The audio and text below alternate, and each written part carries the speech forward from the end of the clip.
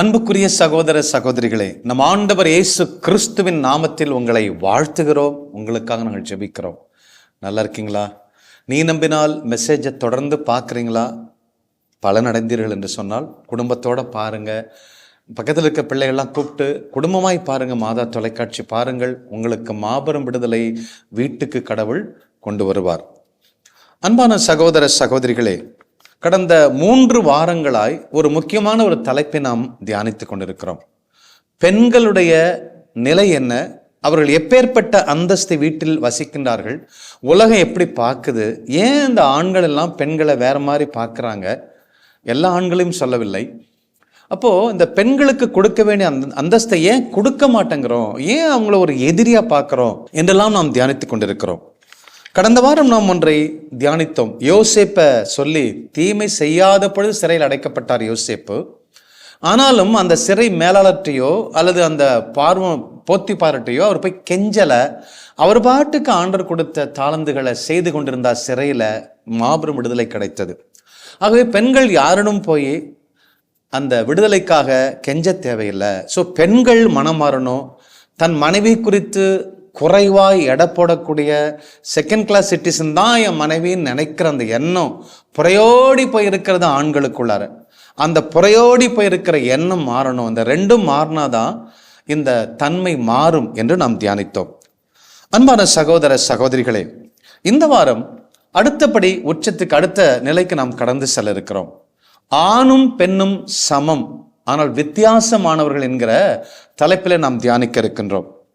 தொடக்க நூல் புஸ்தகம் 1 அதிகாரம் 26, 27 நான் வாசிக்கிறேன். அப்பொழுது கடவுள், மானிடரை நம் உருவிலும் நம் சாயலிலும் உண்டாக்குவோம். அவர்கள் கடல் மீன்களையும் வானத்து பறவைகளையும் கால்நடைகளையும் மண்ணுலகு முழுவதையும் நிலத்தில் ஊர்வன யாவற்றையும் ஆளட்டும் என்றார். கடவுள் தம் உருவில் மானிடரை படைத்தார். கடவுளின் உருவிலேயே அவர்களை படைத்தார். ஆணும் பெண்ணுமாக அவர்களை படைத்தார். கடவுள் அவர்களுக்கு ஆசி வழங்கி, பலுகி பெருகி மண்ணுலகி நிரப்புங்கள், அதை உங்கள் ஆற்றலுக்கு உட்படுத்துங்கள் என்று சொன்னார். அன்பான சகோதர சகோதரிகளே, நம்ம இன்றைக்கு வாசிக்கப்பட்ட இந்த வாசகத்துல கடவுள் எவ்வளவோ படைப்புகளை படைச்சிட்டு இறுதியாக மனுஷனை உண்டாக்குறார். அப்போ தன் உருவிலும் தன் சாயலிலும் மனுஷனை உண்டாக்கினார்.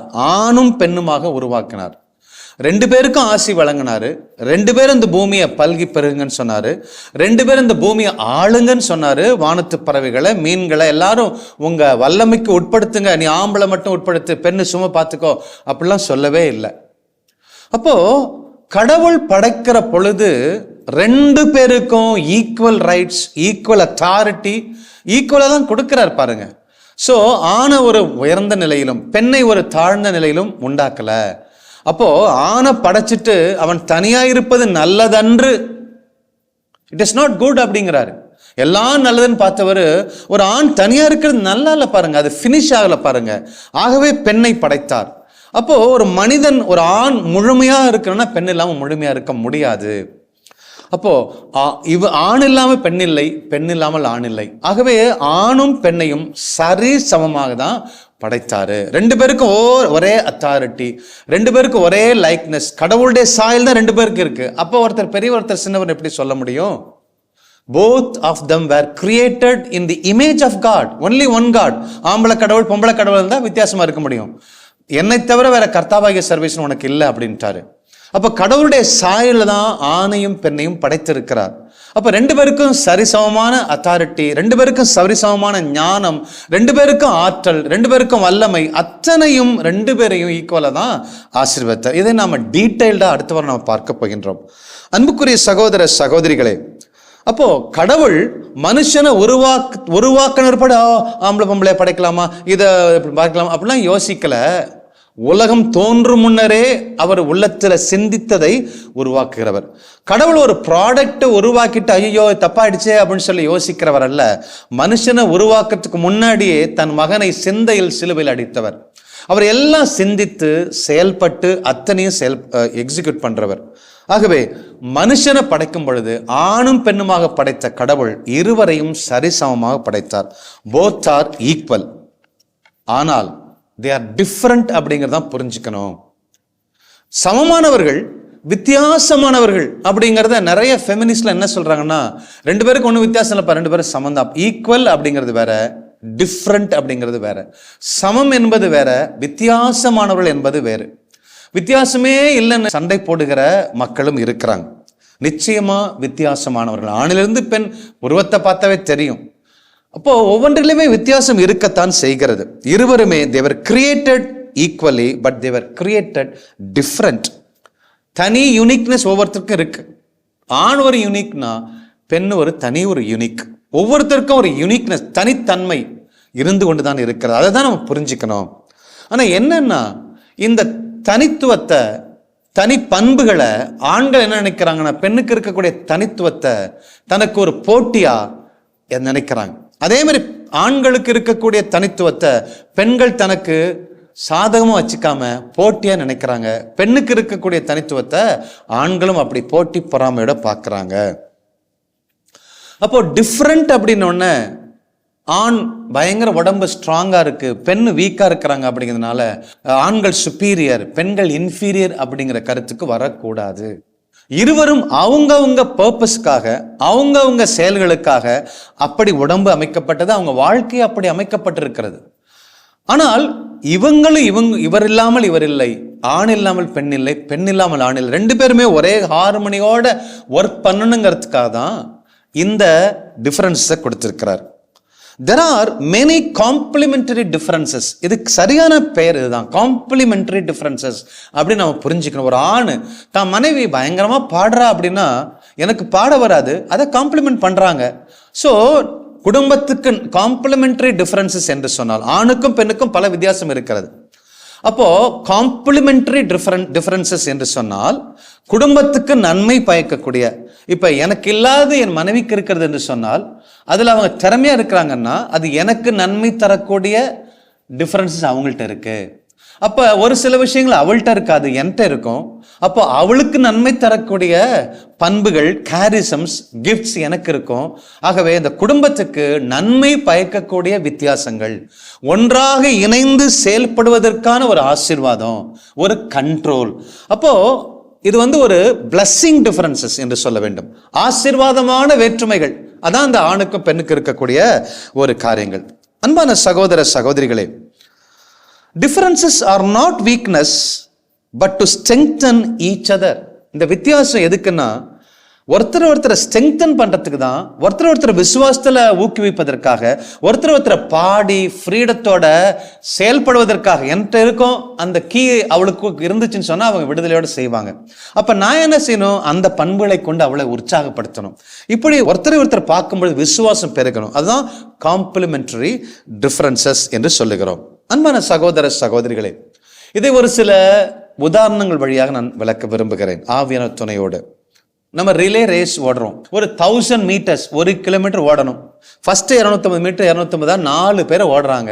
ஃபர்ஸ்ட் எல்லாரும் இந்த கொடி பிடிச்சி ஓடணும். ஃபர்ஸ்ட் ஓடுறவர் எந்த தடையும் இல்லாமல் ஓடணும். ரெண்டாவது குனிஞ்சிட்டு உட்காந்துருப்பா, தாண்டி ஓடணும். மூணாவது அங்கே ஃப்ரேம் இருக்கும், ஹை ஜம்ப் பண்ணி ஓடணும். அப்புறம் நீட்டா தடைகள் வச்சிருப்பாங்க, லாங் ஜம்ப் பண்ணி ஓடணும். கடைசியா ஃப்ரீயா ஒருத்தர் ஓடுவார். ஸோ இப்படி 4 பேர் சேர்ந்தாதான் ரிலே ரேஸ்ல ஜெயிக்க முடியும்.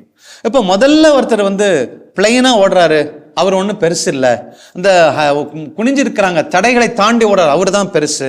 பிகாஸ் அவர் தடைகளை தாண்டி ஓடுறதுல நல்லவராக இருப்பார், பிளைனா ஓடும்போது கம்மியாக ஓடுவார். அல்லது இந்த ஃப்ரேம்ஸ் வச்சிருக்காங்கல்ல, ஹர்டில்ஸ், அதை தாண்டி ஓடுற நல்லா ஓடுறாருயா, அதுதான் அவர் தான் முக்கியம் என்று சொல்லி யாராவது 4 பேத்துல ஒருத்தர் பெருமை பாராட்ட முடியாது. இந்த 4 பேரும் சேர்ந்தாதான் இந்த ரிலே ரேஸ்ல ஓடி ஜெயிக்க முடியும். சக்சஸ் அந்த ஒற்றுமையில் தான் இருக்கிறது. ஒருத்தர் காம்ப்ளிமெண்ட் பண்றதுதான் இருக்கிறது. கொஞ்சம் லேட்டா இவன் ஹை ஜம்ப் வேகமா ஓடணும், அல்லது தரையில ஓடுறவன் இவன் லேட் பண்ண, பிளைனா ஓடுறவன் வேகமா ஓடி அந்த பிரைஸை வாங்க முடியும். ஸோ இப்படி ஒரு ஆணுக்கும் பெண்ணுக்கும் உள்ள வித்தியாசங்கள் நிறைய இருக்கு. இவங்கள்ட்ட இருக்கும் ஒரு திறமை, இவங்கள்ட்ட வேற ஒரு திறமை இருக்கும், பெண்ணிட்ட இருக்கிறது ஆணுகிட்ட இருக்காது. இப்படி பலவிதமான வித்தியாசங்கள் கடவுள் படைத்து வைத்திருக்கிறார், ஆணிடமும் பெண்ணிடமும். அன்பான சகோதர சகோதரிகளே, இந்த வித்தியாசம் ஆசீர்வாதமான வித்தியாசம், நற்பலன்களை கொடுக்கக்கூடிய வித்தியாசம். கடவுள் விரும்பி, இது காட்ஸ் ஐடியா, கடவுளுடைய ஐடியா இது. அதை போய் நம்ம பொறாமைப்பட்டோ எரிச்சல் பட்டோ அதை வெறுக்கக்கூடாது. இந்த மனைவி இப்படி பண்றாளே, அவ என்ன கேட்கவே இல்லை என்று சொல்லி பொறாமைப்படுவதற்கு சாத்தியம் இல்லை. இவர் நல்லா பேசுறாரே, நான் அப்படி பண்ணலையே, பொறாமைப்பட வாய்ப்பு இல்லை. இது எல்லாமே காட்ஸ் ஐடியா, காட்ஸ் பிளஸிங். அன்புக்குரிய சகோதர சகோதரிகளே, when we don't understand and appreciate our God given differences, conflict are inevitable என்று ஆங்கிலத்தில் சொல்லப்படுகிறது. அதாவது என்னன்னா, என் மனைவி கிட்ட இருக்கக்கூடிய அந்த வித்தியாசங்கள் என்னிடம் இல்லை, அவள்கிட்ட இருக்கு, அதை நான் எடுத்து பாராட்டல, அதை ஒரு பொறாமை எடுக்கிறேன்னு சொன்னா எங்களுக்குள்ள கருத்து வேறுபாடு தான் வரும், சண்டை சச்சரவுகள் தான் வரும், வேற்றினை வரும். அவன் என்ன இவர் தான் பேசுறாரு, என்ன எனக்கு என்ன இருக்கு, எங்க வீட்டுக்காரர் தற்பெருமை வச்சுப்பாரு அப்படின்னு சொல்லி ஒன்னுக்குமே நாம அவங்களுக்கு இருக்கக்கூடிய அந்த திறமைகளை கண்டுபிடிச்சு அப்ரிஷியேட் பண்ணணும், அஃபர்மேஷன் கொடுக்கணும். ஒரு மனைவி பிரியாணி நல்லா சமைக்கிறா, சமைச்சு முடிச்சோடனே அருமையா இருந்துச்சுப்பா, ஒரு வேளை உப்பு கூட இருக்கலாம், இருந்தாலும் உப்பு தான் கொஞ்சம் கூட இருக்குப்பானா டேஸ்ட் அருமையா இருக்குப்பா, சூப்பரா இருக்குப்பா, சாம்பாரை வச்சாலும் சூப்பரா இருக்கு என்று சொல்லி மனைவி அப்ரிஷியேட் பண்ண அவங்களுக்குள்ள ஒரு கன்விக்ஷன் வரும். எஸ், நான் ஒழுங்கான பெண்ணாக தான் இருக்கிறேன், நான் ஒழுங்கான புருஷன் மனைவியா இருக்கிறேன் என்று சொல்லி அவங்களுக்குள்ள உற்சாகம் வரும், அருமையா சமைக்க ஆரம்பிப்பாங்க, மனமாற்றம் வரும். இல்லாட்டினா ஏச்சே புருஷனுக்காக சமைத்து வைத்து காத்திருந்து புருஷன் வந்து என்ன பிரியாணி சமைச்சிருக்க, புளி சாதமா இருக்கு அப்படின்னு சொல்லிட்டு போனா மனம் உடைந்து போவாங்க. அன்புக்குரிய சகோதர சகோதரிகளே, அப்போ இந்த காம்ப்ளிமெண்டரி டிஃபரன்சஸ் அப்படிங்கிறது நிறைய லெவல்ல இருக்கு பாருங்க. எல்லாத்தையும் சொல்ல முடியாது, ஒரு சிலவற்றை மட்டும் நான் உங்களுக்கு உதாரணம் ஏன்னா தெரிஞ்சுக்கணும் இல்லைங்களா, என்ன மாதிரி வித்தியாசம் என்பதை நாம் தெரிந்து கொள்ள வேண்டும். ஆணுக்கும் பெண்ணுக்கும் பார்த்தீங்கன்னா 3 ஒரு டிபார்ட்மெண்ட்டா சொல்லலாம். ஒன்று வந்து பிசிக்கல் டிஃபரன்சஸ், சரீர உடல் உறுப்புகளில் பயாலஜிக்கல் டிஃபரன்சஸ் என்று சொல்ல வேண்டும். அதான் பிசிக்கல் டிஃபரன்ஸ். பிசிக்கல் அப்பியரன்ஸில் டிஃபரன்சஸ் இருக்கு இல்லைங்களா, ஆணு பெண்ணும் நீங்க உங்களுக்கு தெரியும்.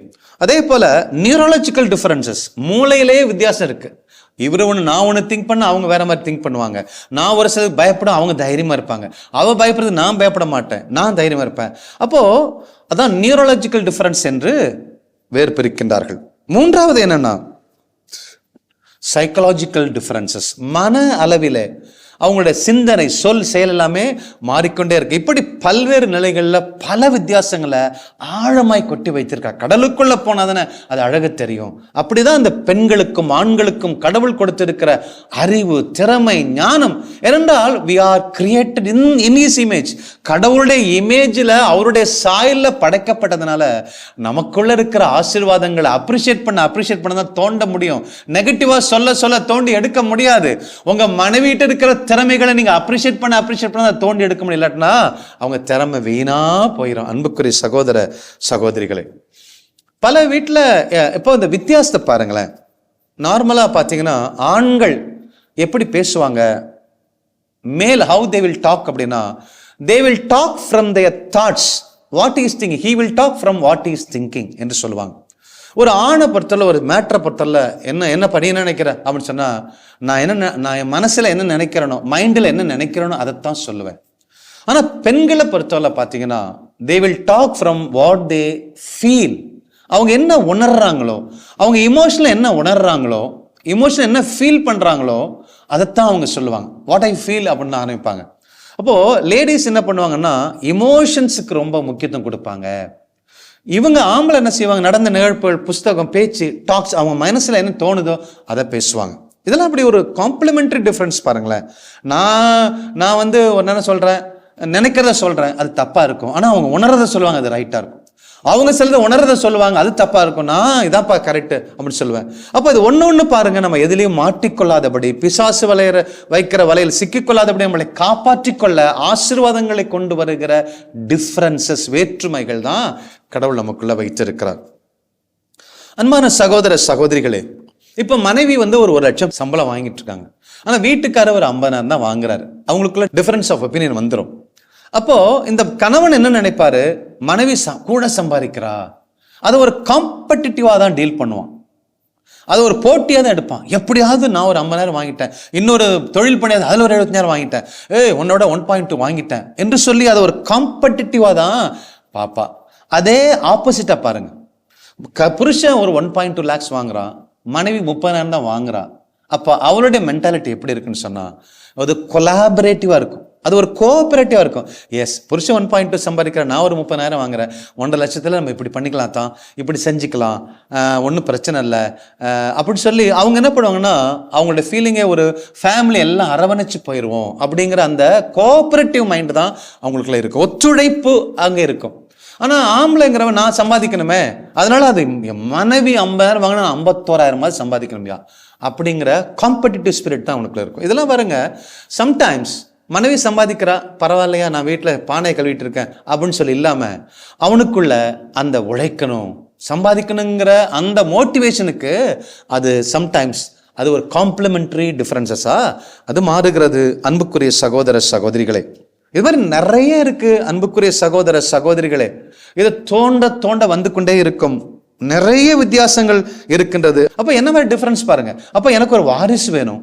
அப்போ நான் குடும்ப உறவு கொண்டாலும் செமன் அங்கே போனாலும் அதை அந்த முட்டையோடு இணைந்து அந்த குழந்தையை உருவாக்குகிற வல்லமே அங்கதான் இருக்கு. அதனால்தான் காம்ப்ளிமெண்டரி டிஃபரன்ஸ் என்று சொல்லுகிறோம். குழந்தை பிறகு ஆண் பால் கொடுக்க முடியாது, பெண்ணு தான் கொடுக்க முடியும்.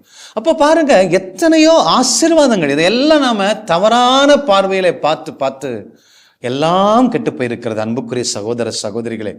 அப்போ இந்த உடல் கட்டமைப்பு கூட ஒவ்வொருவருக்கும் குடும்ப ஆசீர்வாதங்களுக்காக, ஒட்டுமொத்த ஆசீர்வாதங்களுக்காக தான் வித்தியாசங்கள் இருக்கு. மூளை சிந்திக்கிறாங்க இல்லையா, சிந்தனையில் வித்தியாசம் இருக்கு இல்லையா, அதுவும் ஒரு ஆசீர்வாதமான ஒரு சிந்தனைக்காக தான் கடவுள் அப்படி வைத்திருக்கிறார் அன்புக்குரிய சகோதர சகோதரிகளே. அப்போ ஆணும் பெண்ணும் படைக்கப்பட்டது ஈக்குவலா தான் படைச்சாங்க.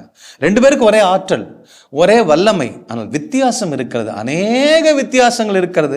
உடல் சார்ந்த, சைக்கலாஜிக்கல் உளவியல் சார்ந்த, அல்லது பயாலஜிக்கல் உடல் சார்ந்த, சைக்கலாஜிக்கல் சார்ந்த, இன்னொன்று நியூரலாஜிக்கல் மூளை, அதனுடைய நரம்புகள், மண்டலங்கள், இப்படி சார்ந்த வித்தியாசங்கள் நிறைய இருக்கின்றது அன்புக்குரிய சகோதர சகோதரிகளே.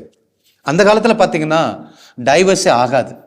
100 வருஷத்துக்கு முன்னாடி பண்ணால் யாரும் டைவர்ஸ் பண்ணிக்கிட்டாங்க? பண்ணவே இல்லை, ரொம்ப ரொம்ப ரேர். அப்போ காரணம் என்ன? ஆணுக்கும் பெண்ணுக்கும் கிளாரிஃபிகேஷன் ஆஃப் ஒர்க், டியூட்டி கிளியராக இருந்துச்சு. அந்த காலத்தில் பார்த்தீங்கன்னா அவங்க தாத்தா பாட்டி முன்னோர்கள்லாம் 100 வருஷத்துக்கு முன்னாடி யோசிச்சு பாருங்க, யாரு கோர்ட்டுக்கு போனா, யாரு பிரிஞ்சா, யாரு டைவர்ஸ் போனா, யாரு தனித்தனியா இருந்தா, எல்லாம் ஒன்னதானே இருந்தாங்க. அங்க காட்டு மிராண்டி இல்லையா, குடி இல்லையா, பாவம் இல்லையா, தீமை இல்லாம இருந்துச்சு. ஏன் டைவர்ஸ் ஆகல? அன்பான சகோதர சகோதரிகளே, அந்த காலத்துல பாத்தீங்கன்னா ஆம்பளை சப்போஸ் விவசாயம் இருக்கிறான், காலைல ஏஞ்சோன்னே கோமணத்தை கட்டிட்டு அதை கண்டு வயலுக்கு ஓடுவார், தண்ணியை பாய்ச்சுவார், வெயில்ல வேலை செய்வார், இந்த அம்மா சோறு கொண்டே கொடுக்கும், திரும்பி சாயந்தரம் வேலை செய்வார், நைட்டு வருவார், ஒரு மாடு மாதிரி தான் வேலை செய்வார், பயங்கரமா வேலை செய்வாங்க. அவரு விவசாய வயல்ல வேலை செய்வார். இந்த அம்மா வீட்டில இருந்து பிள்ளைகளை பார்ப்பது, அந்த கணவனுக்காக சமைப்பது, கணவனை பராமரிப்பது, வீட்டு உறவுகளை பராமரிப்பது, இந்த வேலையை இவங்க பார்த்தாங்க. இவங்க வீட்டு வேலையை பார்த்தாங்க, அவர் காட்டு வேலையை பார்த்தாரு.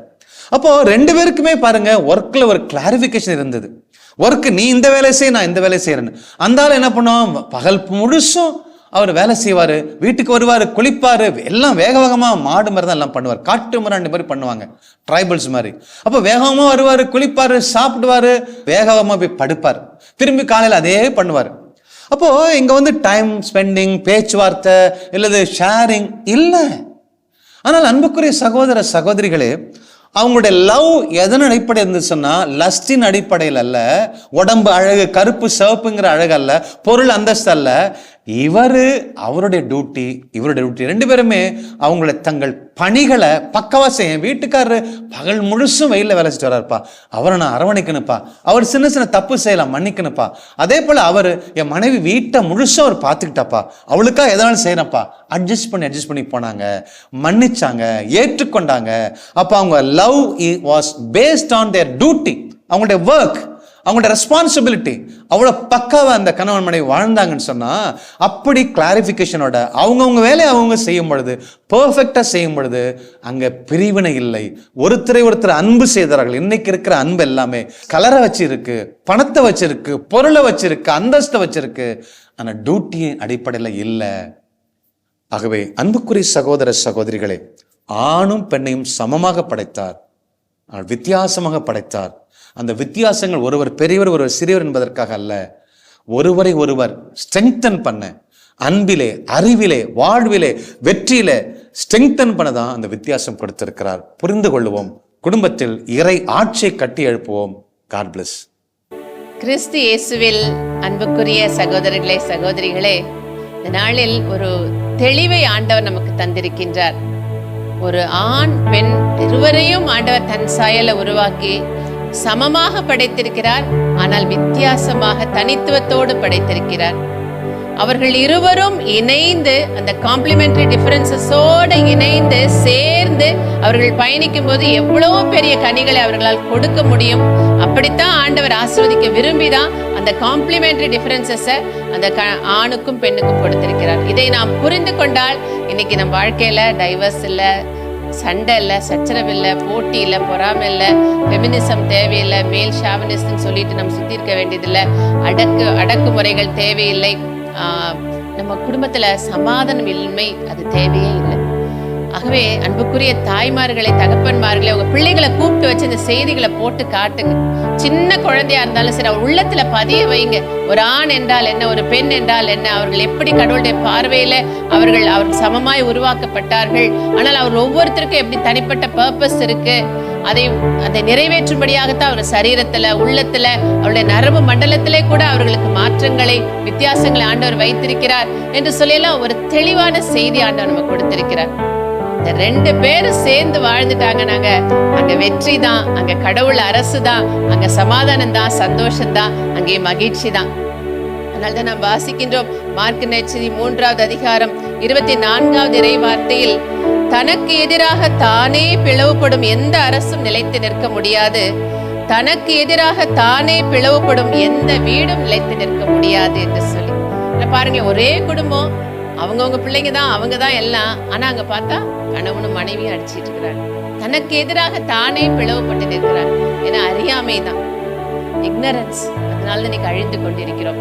ஆகவே ஆண்டவர் எதற்காக ஆணும் பெண்ணுமாக நம்மை படைத்தாரோ, தன்னுடைய பர்பஸை நிறைவேற்றி பலுகி பெருகி பூமியை நிரப்புங்க, மண்ணுலகை உங்கள் ஆட்சிக்கு உட்படுத்துங்கள், உங்கள் அதிகாரத்துக்கு உட்படுத்துங்க என்று சொல்லி எவ்வளோ பெரிய பர்பஸை மிஷனை கொடுத்து அனுப்பினாரு. ஆனால் அதை செய்ய முடியாம உட்கார்ந்துட்டு இருக்கோம். ஆனால் கடவுள் செய்ய நினைத்தது ஒரு நாளும் தடைபடாதுங்க. இன்னைக்கு நாள்ல புரிந்து கொள்ளும் இந்த சத்தியத்தை நம்ம குடும்பத்துக்கு, உறவுகளுக்கு, பிள்ளைகளுக்கு, வருகின்ற தலைமுறைக்கு எடுத்து சொல்லுவோம். ஆண்டவர் செய்ய நினைத்த காரியங்கள் தடைபடாமல் நாம் பார்த்துக் கொள்வோம். பாடுவோமா? கர்த்தர் செய்ய நினைத்தது அது தடைபடாது, என் தேவன் உன்னை ஆசீர்வதித்தால் யாரு தடுக்க முடியும்? அப்படியாக நம்ம குடும்பம் எழுந்து ஜொலிக்கட்டும். கரங்களை தட்டி சந்தோஷமாய் பாடுவோமா?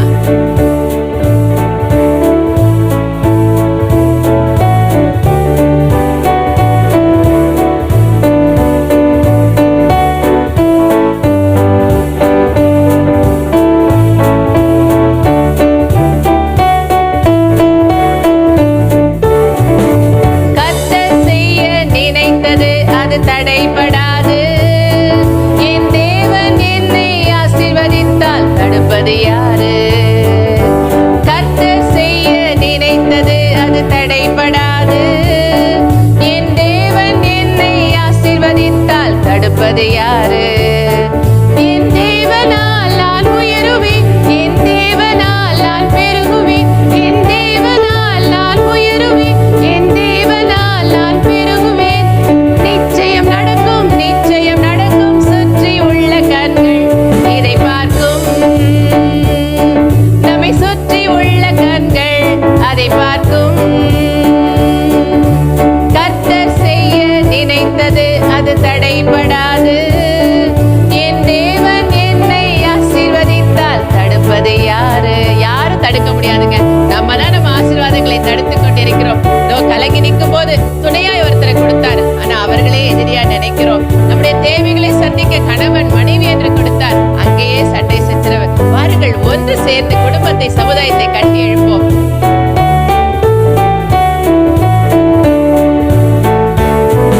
நான் கலங்கி நின்ற போது கலங்காதே என்றாரே, நான் தனித்து நின்ற போது நான் இருக்கிறேன் என்றாரே, நான் தனித்து நின்ற போது நான் இருக்கிறேன் என்றாரே, நான் கலங்கி நின்ற போது கலங்காதே என்றாரே. கர்த்தர் தன் கரம் பிடித்து நான் உன்னை விட்டு விலகேன், நான் உன்னை என்றும் கைவிடேன் என்றாரே. கர்த்தர் தன் கரம் பிடித்து நான் உன்னை விட்டு விலகேன், நான் உன்னை என்றும் கைவிடேன் என்றாரே.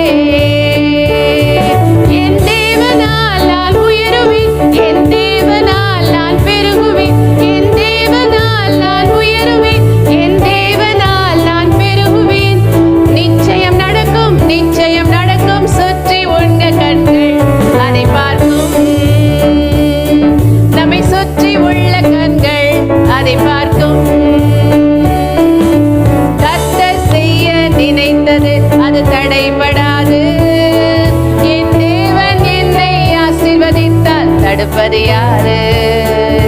கர்த்தர் செய்ய நினைத்தது அது தடைபடாது.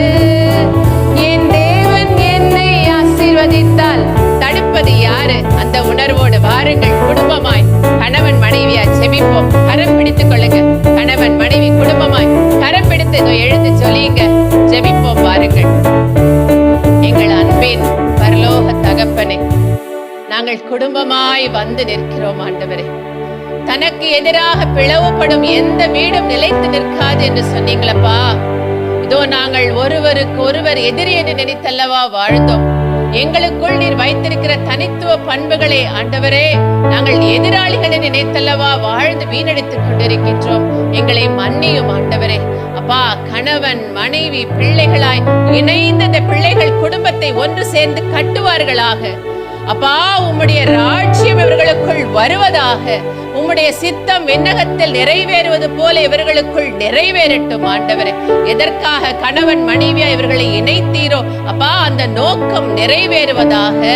அப்பா, இந்த பிள்ளைகள் ஒருவரை ஒருவர் தாங்கி பிடித்து ஏந்தி அப்பா, ஒருவரை ஒருவர் என்கரேஜ் பண்ணி அப்ரிஷியேட் பண்ணி அப்பா, இந்த குடும்பத்தினர் கட்டி எழுப்பப்படுவார்களாக. என் தேவன் வாழும் ஆலயங்கள் இவர்கள் என்று சுற்றியுள்ள மக்கள் இவர்களை பார்த்து உம்மை தெரிந்து கொள்வார்களாக. நற்செய்தி அறிவிப்பு கூடாரமாய் ஒவ்வொரு குடும்பமும் மாறுவதாக சுவாமி. சண்டை சச்சரவுகள், சமாதான குலைச்சல்கள் அப்பா, பொறாமை, எரிச்சல், போட்டி, கசப்பு மனப்பான்மைகள் அப்பா, பிளவுபடுத்துகிற எல்லா ஆவிகள் இயேசுவின் நாமத்திலே இந்த குடும்பங்களை விட்டு வெளியேறுவதாக சுவாமி. ஹார்மனி உண்டாகட்டும், ஒன் அக்கார்ட் அப்பா, பரிசுத்த ஆவியானவரால் உண்டாகட்டும் சுவாமி. அப்படியாக இந்த குடும்பங்களை ஆசீர்வதிப்பீராக. எங்கள் ஆண்டவர் இயேசு கிறிஸ்துவின் நாமத்தில் பெற்றுக்கொண்டோம் என்று நம்பி ஜெபிக்கிறோம் எங்கள் நல்ல பிதாவே. ஆமேன், ஆமேன். அன்புக்குரியவர்களே, ஆண்டவராகிய இயேசு கிறிஸ்துவின் மீது முழுமையான நம்பிக்கை கொள்வோம், நிறை வாழ்வை பெற்றுக்கொள்வோம். God bless you. இயேசுவுக்கே புகழ், மரியே வாழ்க.